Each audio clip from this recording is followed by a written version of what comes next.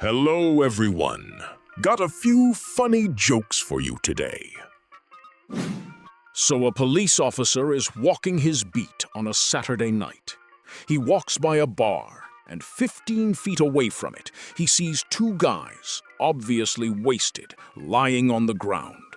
The first guy has his pants down, and the second guy is sticking his thumb up the first guy's rear. The police officer, shocked, asks, "What the hell are you doing?" The guy with his thumb up the rear says, "My friend here is really drunk, and I'm getting him to puke." "You won't get him to puke by sticking your thumb up his bum," the cop says.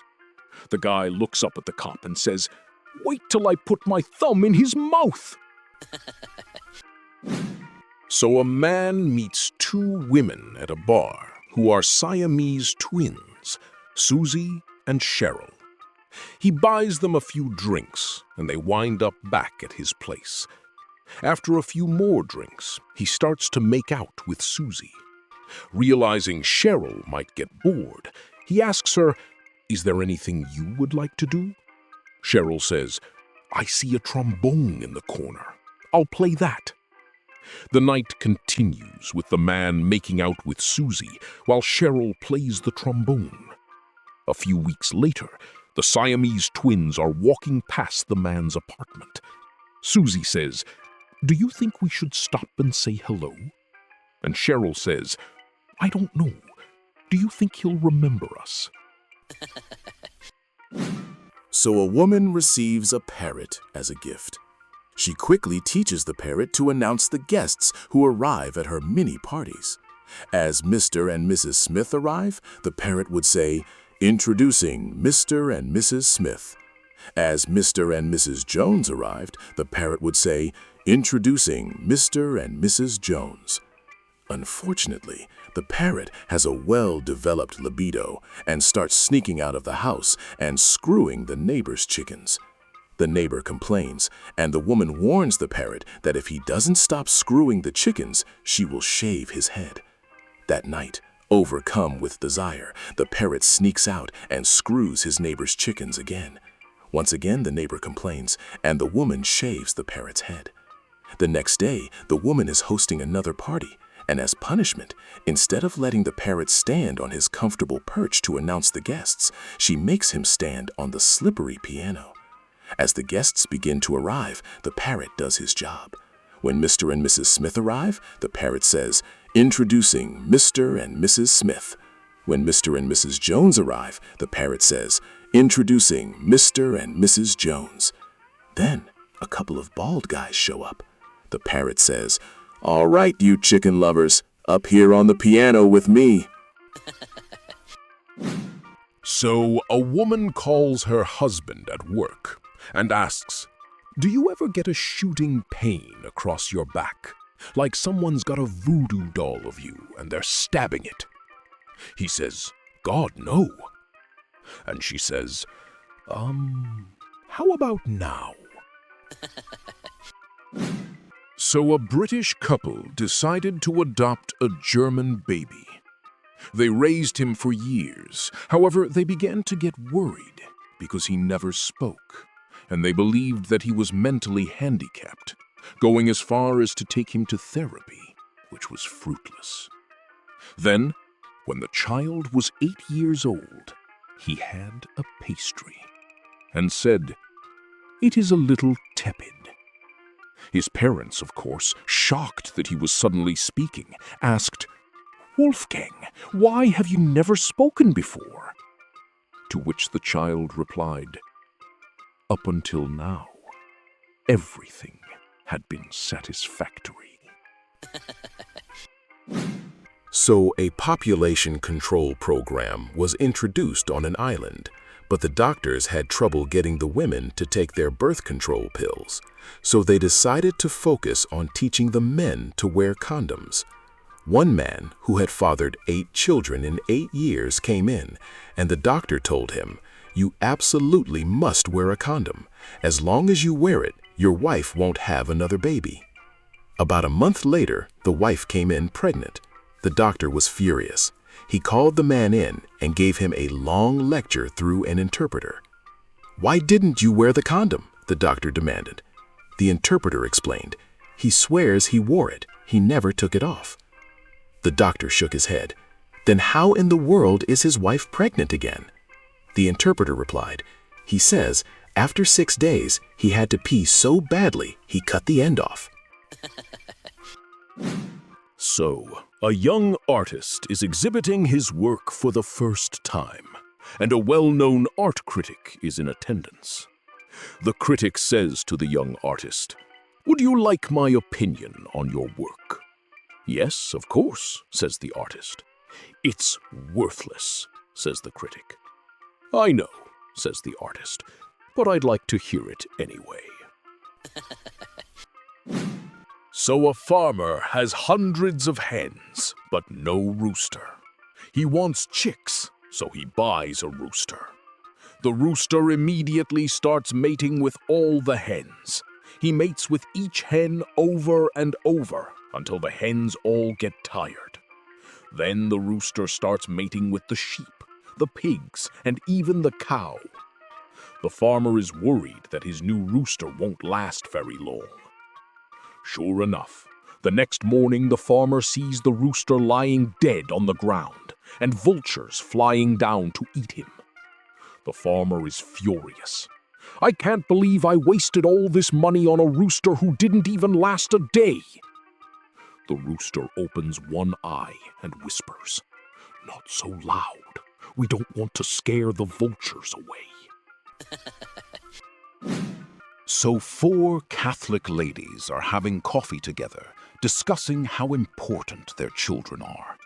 The first one tells her friends, "My son is a priest. When he walks into a room, everyone calls him Father."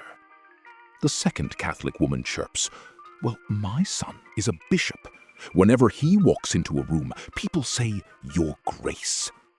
The third Catholic woman says smugly, "Well, not to put you down, but my son is a cardinal. Whenever he walks into a room, people say, 'Your Eminence.'" The fourth Catholic woman sips her coffee in silence. The first 3 women give her a subtle, "Well?" She replies, "My son is a charismatic, 6'2", hard-bodied male stripper. Whenever he walks into a room, people say, 'My God.'" So, a rabbi and a priest get into a car accident, and it's a bad one. Both cars are totally demolished, but amazingly, neither of the clerics is hurt. After they crawl out of their cars, the rabbi sees the priest's collar and says, "So you're a priest. I'm a rabbi. Just look at our cars. There's nothing left, but we are unhurt. This must be a sign from God. God must have meant that we should meet and be friends and live together in peace the rest of our days." The priest replies, "I agree with you completely. This must be a sign from God." The rabbi continues, "And look at this. Here's another miracle. My car is completely demolished, but this bottle of Mogen David wine didn't break. Surely God wants us to drink this wine and celebrate our good fortune." Then he hands the bottle to the priest. The priest agrees, takes a few big swigs, and hands the bottle back to the rabbi. The rabbi takes the bottle, immediately puts the cap on, and hands it back to the priest. The priest asks, "Aren't you having any?" The rabbi replies, "No, I think I'll wait for the police." A man wants to put money in a Swiss bank. "How much do you want to deposit?" asks the bank employee. The man whispers, 3 million. "You can speak up," says the bank clerk. "In Switzerland, poverty is not a disgrace." So a conspiracy theorist dies and goes to heaven. God tells him, "Since you've led such a pure and noble life, is there any earthly questions I can answer before you join your family in paradise?" The man thinks and says, "I've always wondered who really killed JFK." God responds, "It was Lee Harvey Oswald, acting alone, using his own rifle with no accomplices." The man ponders God's response and replies, "Damn, I never realized how high up this conspiracy goes." So Bob is in a bar, having no luck picking up women. However, he notices a short, balding, scruffy guy sitting by himself who seems to be doing great. 3 times Bob has seen women walk up to the guy, strike up a conversation, and then leave with the guy. An hour later, the guy comes back, sits down, and the process starts over. Motioning to the bartender, Bob asks, "How does that short, bald guy do it? What is his secret?" And the bartender says, "I have no idea. He just sits there, all by himself, licking his eyebrows." So there was a very religious man that bought a nail factory. When the factory was about to open, he hired a marketing guy to make a TV commercial. His only instruction was that it had to have a Catholic theme.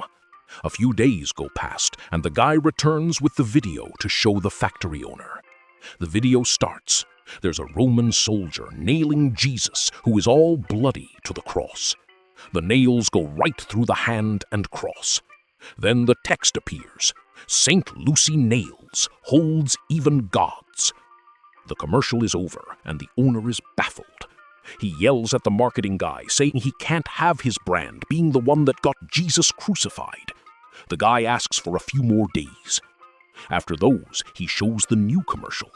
It's Jesus running by the beach. The camera zooms out, and it shows that the Roman soldiers are chasing him. Then the clouds clear. A beam of light shines on Jesus and takes him to the heavens. The camera changes to the Roman, and he says, "Damn it, I knew I should have used St. Lucy nails." So Henry called his wife from work one Friday afternoon and said, "Lorraine, honey, I'm flying up north with my boss and a few friends for a weekend fishing trip. Please pack me enough clothes for 3 days." Without giving her a chance to respond, he continued, "Also pack my fishing rod, tackle box, and my new blue silk pajamas. I'll stop by the house after work to pick everything up." Lorraine thought the pajama request was a little strange, but she packed everything as asked. Henry stopped by for his stuff, kissed Lorraine and the kids goodbye, and took off. After the weekend, Henry returned home. Lorraine asked him if he had caught many fish. "Sure did," he replied. "Lots of walleye, a few bass, and some pike." "But why didn't you pack my blue silk pajamas like I asked?" Lorraine smiled and told him, "I did. They're in your tackle box." So a mom visits her son for dinner, who lives with a girl as a roommate. During his meal, his mother couldn't help but notice how pretty his roommate was. She had long been suspicious of a relationship between the two, and this had only made her more curious. Over the course of the evening, while watching the two interact, she started to wonder if there's more between him and his roommate. Reading his mom's thought, his son volunteered, "I know what you must be thinking, but I assure you, we are just roommates." About a week later, his roommate came to him saying, "Ever since your mother came to dinner, I've been unable to find this silver plate. You don't suppose your mother took it, do you?" He said, "Well, I doubt it, but I'll email her just to be sure." He sat down and wrote, "Dear Mom, after your visit me, the silver plate has been missing. I'm not saying that you did take the silver plate from my house, and I'm not saying that you don't take it, but the fact remains that it has been missing ever since you were here for dinner. Love, your son." Several days later, he received an email from his mother which read, "Dear son, I'm not saying that you do sleep with your roommate, and I'm not saying that you don't sleep with her, but the fact remains that if she was sleeping in her own bed, she would have found the silver plate by now under her pillow. Love, Mom." My best friend passed away, and at his grave I said, "Bro, I really miss you. My wife has been pregnant for 8 months now. How about you reincarnate as my child?" A month later, my wife gave birth to a big boy. As my child grew older each day, I realized he looks a lot like my best friend. I'm really happy that my prayer worked. So Dave was a cannibal, and a conceited one at that. So when he was in a bad car accident, the people of his town weren't very sympathetic. But when they learned that he died, they softened up a bit. "I didn't know that his injuries were life-threatening," one of his neighbors said. Another replied that they weren't. "Well then, how did he die?" the first wanted to know. The second said, "When the doctors told him he was going to lose both of his legs. Being a cannibal, he asked if he could eat them. Since they were just going to be thrown out, they agreed. Apparently, after he'd eaten one of them and had almost finished the second, he choked, and by the time the nurse got to his room, it was too late." The first neighbor said, "Well, I guess that's a fitting way to go. He always was full of himself." So Fred and his wife Edna went to the state fair every year. Every year, Fred would say, "Edna, I'd like to ride in that there airplane." And every year, Edna would say, "I know, Fred, but that airplane ride costs $10, and $10 is $10. One year, Fred and Edna went to the fair, and Fred said, "Edna, I'm 71 years old. If I don't ride that airplane this year, I may never get another chance." Edna replied, "Fred, that there airplane ride costs $10, and $10 is $10. The pilot overheard them and said, "Folks, I'll make you a deal. I'll take you both up for a ride. If you can stay quiet for the entire ride and not say one word, I won't charge you, but if you say one word, it's $10. Fred and Edna agreed, and up they go. The pilot does all kinds of twists and turns, rolls and dives, but not a word is heard. He does all his tricks over again, but still not a word. They land, and the pilot turns to Fred. "By golly, I did everything I could think of to get you to yell out, but you didn't." Fred replied, "Well, I was going to say something when Edna fell out of the plane, but $10 is $10. So a few young guys were bored on a Saturday night and decided to go drive a roundabout. It was in the middle of the night, no other cars, so they decided to drive the roundabout in reverse. Suddenly, a car came from behind and rear-ended them. The cops were called, and both cars were waiting. When the cops finally showed up, the guys were scared shitless because, well, they had driven the car in reverse in the roundabout. But when the cops knocked on their window, they said, "There's nothing to be worried about, fellas. The driver behind you just blew 0.2% in the breathalyzer and is claiming you guys drove the roundabout in reverse." So a woman comes home and tells her husband, "Remember those headaches I've been having? All these years? Well, they're gone." "No more headaches?" the husband asks. "What happened?" His wife replies, "Margie referred me to a hypnotist, and he told me to stand in front of a mirror, stare at myself, and repeat, 'I do not have a headache. I do not have a headache. I do not have a headache.'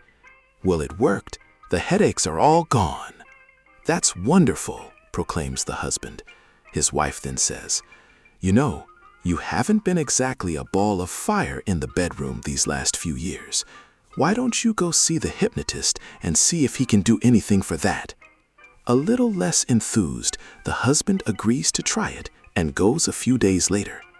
Following his appointment, the husband comes home, rips off his clothes, picks up his wife, and carries her into the bedroom. He puts her on the bed and says, "Don't move, I'll be right back." He goes into the bathroom and comes back a few minutes later and jumps into bed and makes passionate love to his wife like never before. His wife says, "Wow, that was wonderful." The husband says, "Don't move, I'll be right back."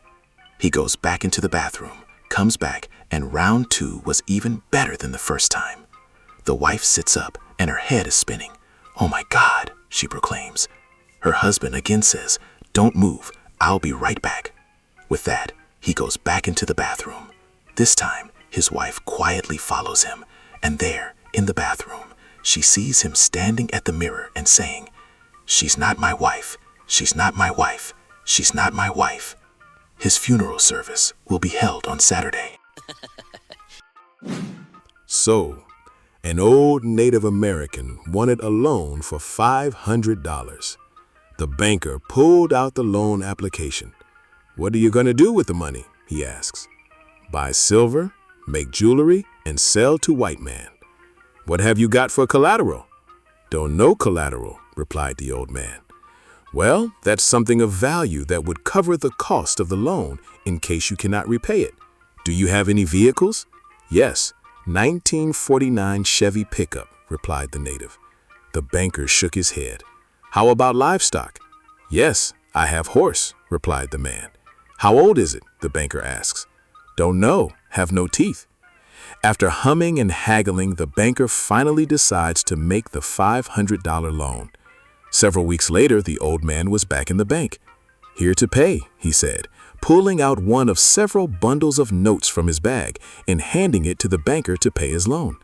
"What are you going to do with the rest of that money?" the banker asks. "Take home," replied the native. "Why don't you deposit it in my bank?" the banker asks. "Don't know deposit," replied the man. "You put the money in our bank and we take care of it for you. Whenever you want to use it, you can withdraw it." The old man leaned across the desk and asks the banker, "What you got for collateral?" So 2 women came before wise King Solomon, dragging between them a young man in a 3-piece suit. "This young lawyer agreed to marry my daughter," said the first one. "No, he agreed to marry my daughter," said the other. And so they haggled before the king until he called for silence. "Bring me my biggest sword," said Solomon, "and I shall hew the young attorney in half. Each of you shall receive a half."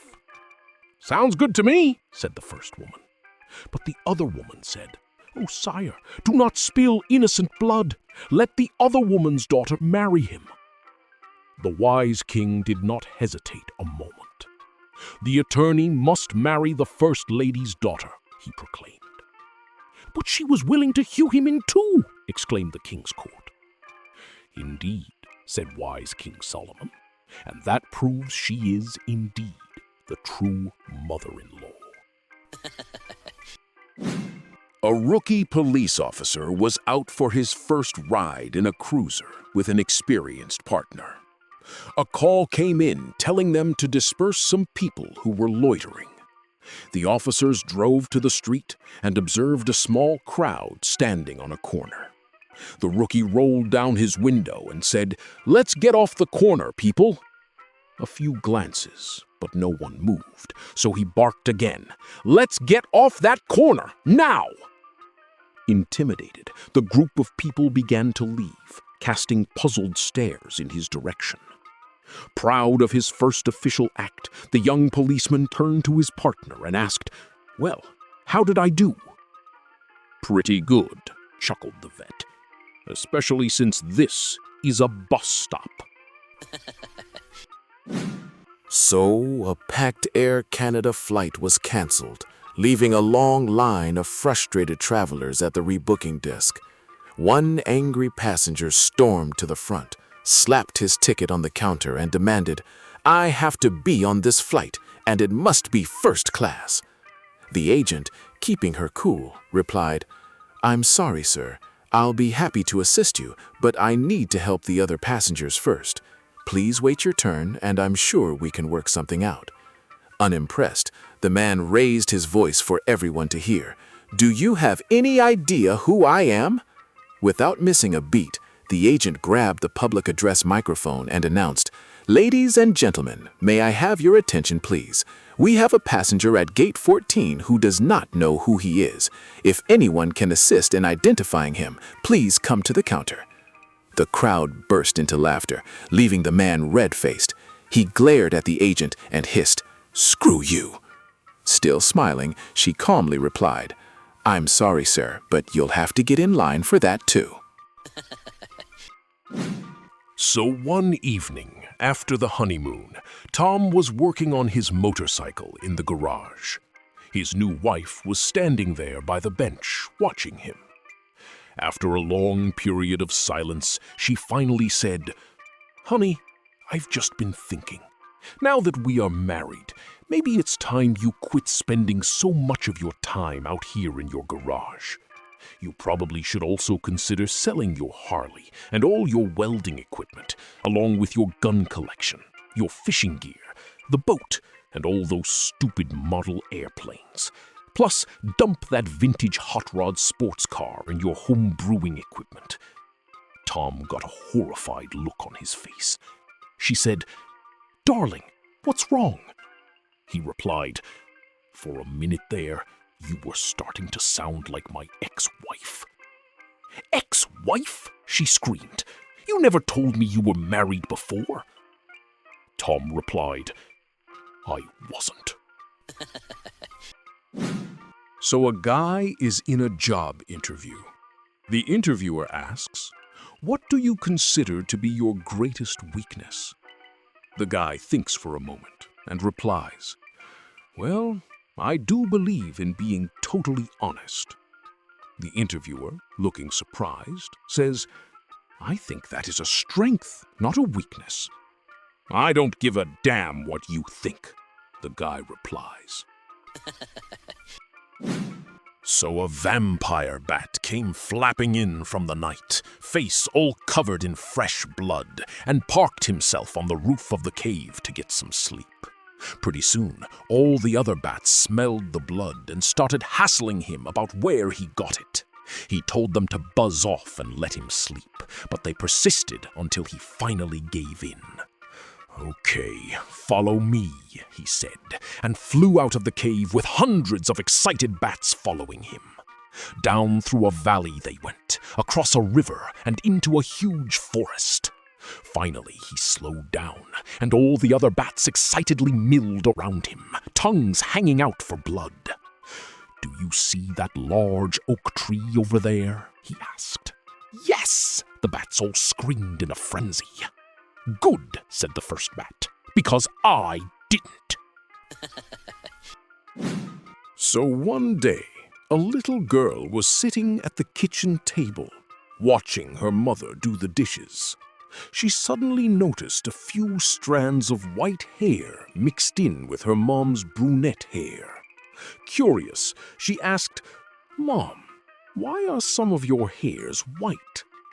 Her mother smiled and said, "Well, every time you do something wrong and make me upset, one of my hairs turns white."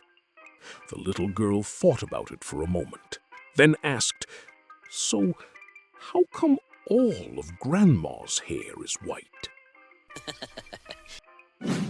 So, a DEA officer was on patrol in Texas and decided to stop by a ranch. He approached the old rancher and said, "I need to inspect your ranch for illegally grown drugs." The rancher responded, "Sure, but just don't go into that field over there," pointing to a distant part of the ranch. The DEA officer's face turned red with anger. He boasted, "Mister, I have the authority of the federal government with me. He reached into his rear pants pocket, pulled out his badge, and waved it in front of the rancher. "See this badge? It means I can go anywhere I want on any land, no questions asked. Do you understand?" The rancher nodded politely, apologized, and continued with his chores. A short time later, the rancher heard loud screams. He looked up to see the DEA officer running for his life, being chased by the rancher's massive Santa Gertrudis bull. The bull was closing in fast, and it looked like the officer was in serious trouble.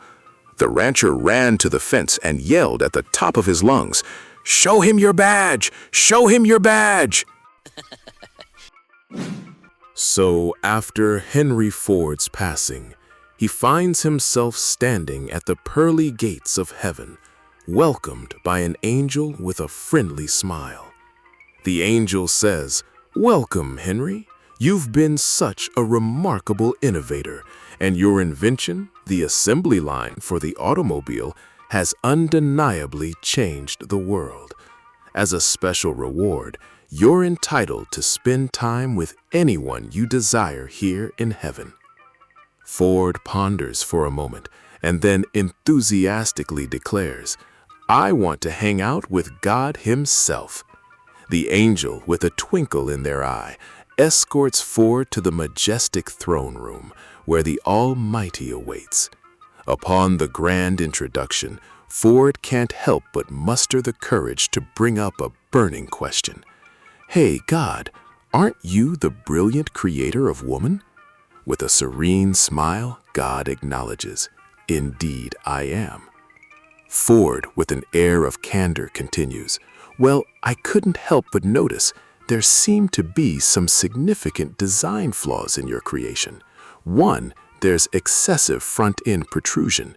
2, it chatters relentlessly at high speeds. 3, the rear end wobbles excessively. And 4, the intake is placed dangerously close to the exhaust." God, with a thoughtful expression, responds, "Let me check that." God gracefully strides over to the celestial supercomputer, skillfully types in a few celestial keystrokes, and patiently awaits the result.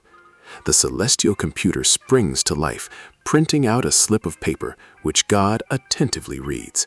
With a wry grin, God turns to Henry Ford and says, "It may be true that my creation has some flaws, but according to my celestial supercomputer, more men are writing and eagerly looking forward to writing my creation than yours." So, a magician was performing on a cruise ship in the Caribbean. Since the audience changed every week, he repeated the same tricks over and over again. There was just one problem. The captain's parrot watched the shows every week and began to figure out how the magician performed each trick. Once the parrot caught on, it started shouting during the performances. "Look, it's not the same hat. He's hiding the flowers under the table. Hey, why are all the cards the ace of spades?" The magician was furious, but couldn't do anything about it. After all, it was the captain's parrot. One day, the ship had an accident and sank. The magician found himself clinging to a piece of wood in the middle of the ocean, and of course, the parrot was there with him. They glared at each other in silence, holding on to their mutual disdain. This went on for several days. Finally, after a week, the parrot broke the silence and said, "Okay, I give up. What did you do with the boat?" So, a guy goes to a government office to interview for a job. The interviewer asks him, "Are you a veteran?" "Yes, I served 2 tours in Vietnam." "Good, that counts in your favor. Do you have any service-related disabilities?" "I am 100% disabled. A mortar round blew off my testicles, so they declared me disabled. It doesn't affect my ability to work, though." sorry to hear about the damage, but I have some good news for you. I can hire you right now. Our working hours are 8 to 4. Come in at 10 tomorrow, and we'll get you started. If working hours are from 8 to 4, why do you want me to come at 10? Well, here at the government, we don't do anything but sit around and scratch our balls for the first 2 hours. No point in you coming in for that. So, I was at a bar the other night, and I ended up chatting with this lady who only had one leg. Naturally, I was curious, so I asked her, "How did you lose your leg?" She gave me this sly smile and said, "Well, it's all thanks to my incredible negotiation skills." Now I'm intrigued, so I say, "Oh really? Do tell." She goes, "I was on a business trip to Brazil, and I managed to get a private pilot to fly me for a quarter of the cost of a commercial airline. Unfortunately, the plane malfunctioned, and we crash-landed in the Amazon." So I'm thinking, okay, so you cheaped out on the flight and lost your leg in the crash. But she shakes her head. No, we were both perfectly fine, but we ended up on the territory of this not-so-friendly tribe. They were going to kill us, but with my amazing negotiation skills, I got us out of it. So I ask, "Wait, you convinced them to only take a leg?" She laughs and says, "What? No, I traded them a bag of chips I had in my backpack. They even escorted us out of the jungle and pointed us toward the nearest city. But on the way, I got a severe infection in my foot." At this point, I'm thinking, so that's how you lost the leg, to the infection. But she shakes her head again and says, "Not quite. I had some antibiotics on me, so I kept the infection under control until we reached civilization. I flew back to the US, got medical attention, and I'm healthier than ever." Now, I'm just baffled, so I finally ask, "Then why is your leg gone?" She grins at me and says, "Well, the hospital bill was going to cost me an arm and a leg, but I managed to negotiate it down to just the leg." So Little Red Riding Hood is happily skipping down the road when she spots the big bad wolf crouched behind a log. "My, what big eyes you have, Mr. Wolf," says Little Red Riding Hood. Startled, the wolf jumps up and runs away. A little further down the road, she sees him again, this time crouched behind a tree stump. "My, what big ears you have, Mr. Wolf," she says. Once again, the flustered wolf jumps up and bolts. 2 miles down the road, Little Red Riding Hood finds the wolf crouched behind a road sign. "My, what big teeth you have, Mr. Wolf," she teases. Fed up, the big bad wolf jumps up and yells, "Will you get lost, kid? I'm trying to take a shit." So a young family moved into a house next door to a vacant plot. One day, Joe, Steve, and a gang of building workers turned up to start building a house on the empty plot. The young family's 5-year-old daughter naturally took an interest in all the activity going on next door and started talking with the workers. She hung around, and eventually the builders, all with hearts of gold, more or less adopted the little girl as a sort of project mascot. They chatted with her, let her sit with them while they had tea and lunch breaks, and gave her little jobs to do here and there to make her feel important. They even gave her her very own hard hat and gloves. At the end of the first week, they presented her with a pay envelope containing $2 in coins. The little girl took her pay home to her mother, who suggested that they take the money she had received to the bank the next day to start a savings account. When they got to the bank, the cashier was tickled pink listening to the little girl telling her about her work on the building site and the fact she had a pay packet. "You must have worked very hard to earn all this," said the bank cashier.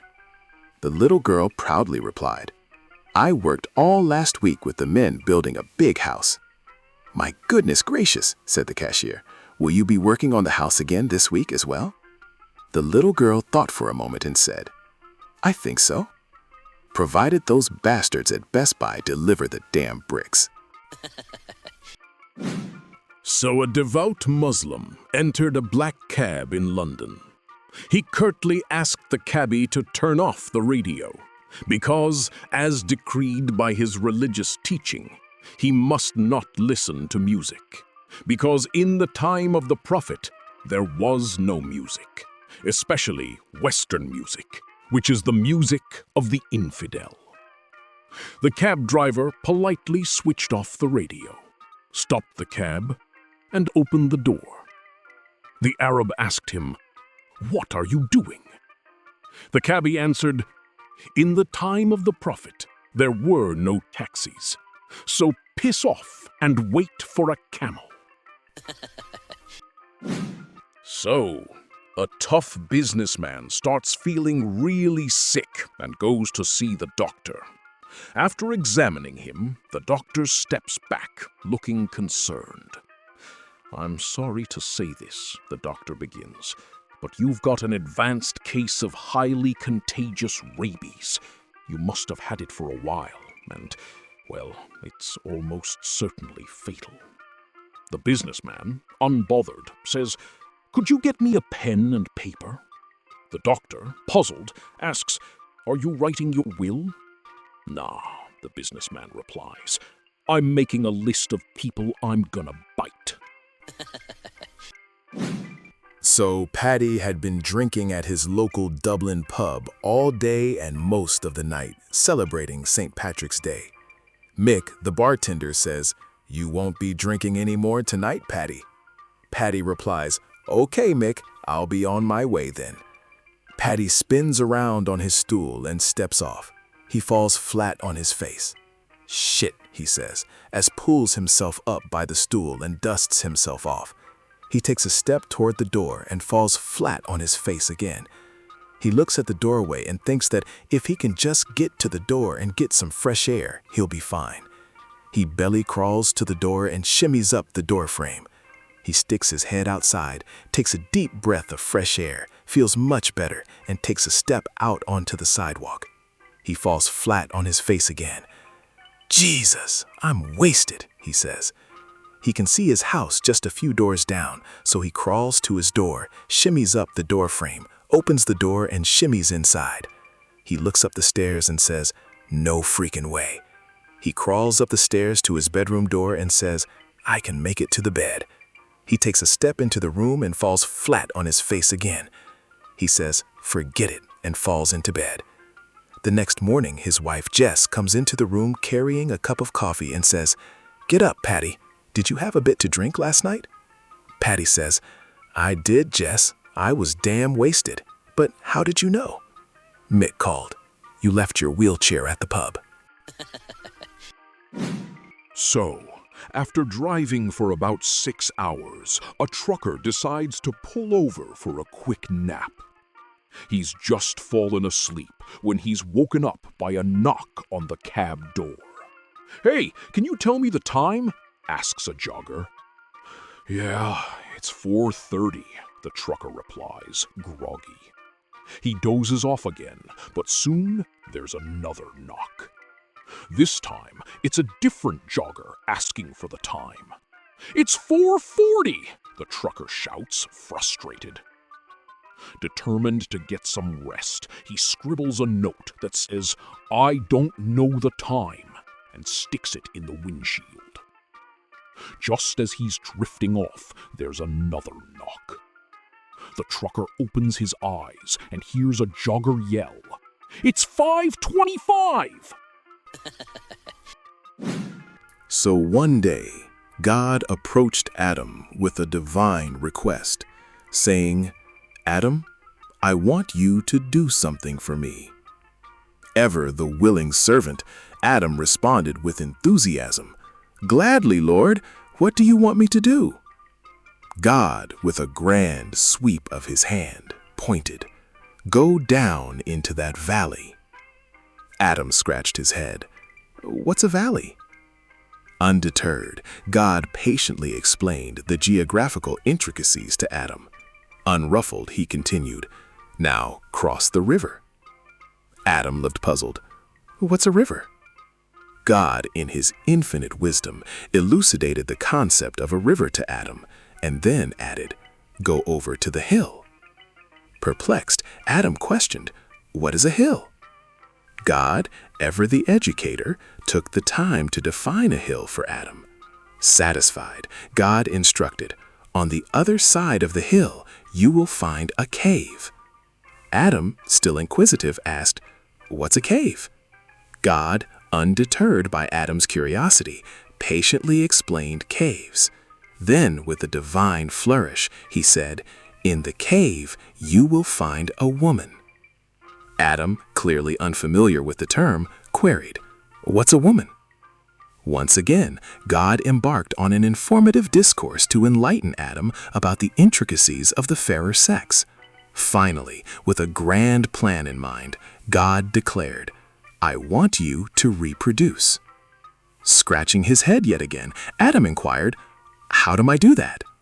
God, perhaps a bit exasperated, muttered under his breath, "Geez," before patiently explaining the concept of reproduction. Undeterred by the complexity of the task, Adam embarked on his divine journey. He traversed the valley, crossed the river, scaled the hill, and entered the cave, where he discovered the enigmatic woman. And then, in a remarkably short span of 5 minutes, he was back. God, now with a hint of impatience, asked, "What is it now?" And Adam, with a sheepish grin, replied, "What's a headache?" So, a North Carolina state trooper pulled over a car about 2 miles south of the Virginia state line. When the trooper asked the driver why he was speeding, the driver explained that he was a juggler on his way to perform at the Shrine Circus in Emporia and didn't want to be late. The trooper, intrigued by juggling, offered a deal. If the driver would juggle for him, he wouldn't issue a ticket. The juggler explained that he had sent his juggling equipment ahead and didn't have anything to use. The trooper said he had some flares in the trunk and asked if the driver could juggle those. The juggler agreed. So the trooper retrieved 5 flares, lit them, and handed them over. As the man began juggling the flares, a car pulled up behind the patrol car. A drunken good old boy from Tennessee got out, watched the juggling performance, and then went over to the patrol car, opened the rear door, and got inside. The trooper noticed him and walked over, asking, "What do you think you're doing?" The drunk replied, "You might as well take me to jail now. There's no way in hell I can pass that test." So a rancher needs a bull to service his cows, but needs to borrow the money from the bank. The banker who lent the money comes by a week later to see how his investment is doing. The farmer complains that the bull just eats grass and won't even look at the cows. The banker suggests that a veterinarian have a look at the bull. The next week, the banker returns to see if the vet helped. The farmer looks very pleased. "The bull has serviced all my cows, broke through the fence, and has serviced all my neighbors' cows." "Wow," says the banker. "What did the vet do to that bull?" "Just gave him some pills," replied the farmer. "What kind of pills?" asked the banker. "I don't know," says the farmer, "but they sort of taste like peppermint." So, an old prospector shuffled into the town of El Indio, Texas, leading a tired old mule. The old man headed straight for the only saloon in town to quench his thirst. He walked up to the saloon and tied his mule to the hitching post. As he stood there, brushing dust from his face and clothes, a young gunslinger stepped out of the saloon with a gun in one hand and a bottle of whiskey in the other. The gunslinger looked at the old man and laughed. "Hey, old man, can you dance?" The old man looked up and replied, "No, son, I don't dance. Never really wanted to." A crowd gathered as the gunslinger grinned. "Well, you old fool, you're gonna dance now." he started shooting at the old man's feet. Not wanting to get a toe blown off, the prospector started hopping around like a flea on a hot skillet, much to the crowd's amusement. When his last bullet was fired, the gunslinger, still laughing, holstered his gun and turned to go back into the saloon. The old man turned to his pack mule, pulled out a double-barreled 12-gauge shotgun, and cocked both hammers. The loud clicks echoed through the desert air, and the crowd fell silent. The gunslinger heard the sound and turned around slowly. The silence was deafening as the crowd watched the young gunman stare down the twin barrels of the shotgun. The old man, his aim steady, quietly asked, "Son, have you ever kissed a mule's ass?" The gunslinger swallowed hard and said, "No, sir, but I've always wanted to." So Mr. Smith is waiting in the maternity room as his wife goes through a very difficult delivery, and it's touch and go if either will survive. Finally, the midwife walks into the room, sad and not smiling, but holding a healthy baby boy. She hands it to him, saying, "I'm sorry, Mr. Smith. Your wife didn't make it." He promptly hands it back, replying, "Can I have the one my wife made?" So it was a quiet Sunday afternoon, and a father decided to seize the opportunity to have a meaningful conversation with his teenage son about the importance of a good education. As they sat together in the living room, the father began to explain how a college degree could significantly impact his son's future and open doors to various opportunities. Curious and eager to understand, the son asked, "Dad, what's the difference between a man with a college degree and a man without?" The father, pleased to see his son's interest, replied, "Well, son, both men can perform the same job, but the outcome will vary depending on whether or not you have a college degree." "How so?" inquired the son, intrigued by his father's statement. "You see," the father explained, "if you were to rob a man without a college degree, you'd be prosecuted as a criminal and sent to jail." "And what if I rob a man after I've received a college degree?" the son asked, trying to grasp the point his father was making. The father smiled and responded, "In that case, they'll address you as a special agent of the IRS." So, a man accidentally wires $500,000 to the wrong account. He calls his bank manager for a reversal, but the manager says for that amount of money, the dispute process would be very time-consuming.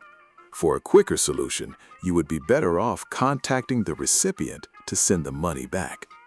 The man figures the chances of someone simply sending back $500,000 upon request are very slim. So instead, the man comes up with an idea.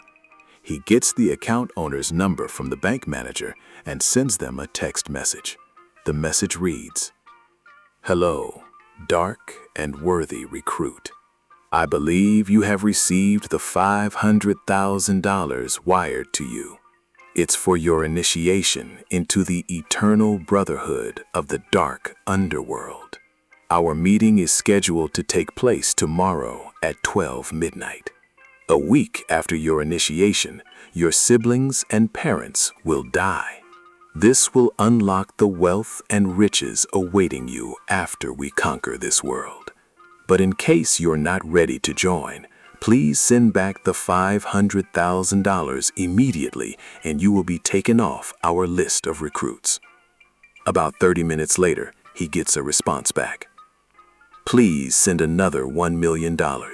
My two friends are interested." So a guy goes with his girlfriend to stay at her parents' house for the holidays. The couple live in the city, and the parents live on a farm. The boyfriend is unused to the quiet country life, and after a couple of days, he's pretty bored. His girlfriend's father comes in and says, "Hey, young fella, if you're looking for something to do, Why not take the dogs out for a bit of hunting? There's a shotgun behind the laundry door. The guy comes back a couple of hours later. The father says, "So, how was it?" The guy replies, "That was amazing. Have you got any more dogs?" So, a stranger was seated next to a little girl on an airplane. He turned to her and said, "Let's talk. I've heard that flights go quicker if you strike up a conversation with your fellow passenger." The little girl, who had just opened her book, closed it slowly and replied, "What would you like to talk about?" "Oh, I don't know," the stranger said with a smile. "How about nuclear power?" "Okay," she said. "That could be an interesting topic, but let me ask you a question first. A horse, a cow, and a deer all eat the same thing, grass. Yet a deer excretes little pellets, a cow produces flat patties, and a horse makes clumps of dried grass. Why do you suppose that is?" The stranger, visibly surprised by the little girl's intelligence, thought about it for a moment and said, "I have no idea." The little girl replied, "Do you really feel qualified to discuss nuclear power when you don't know shit?" So a man and woman are going at it when they hear a car out front. The woman quickly says, "Hurry, out the window! It's my husband!" Frightened, the man grabs his socks and starts trying to get them on whilst climbing out the window. Suddenly, he turns around and states, "Hang on, I'm your husband. Why would you do that to me?" To which she responds, "Why did you try to run?"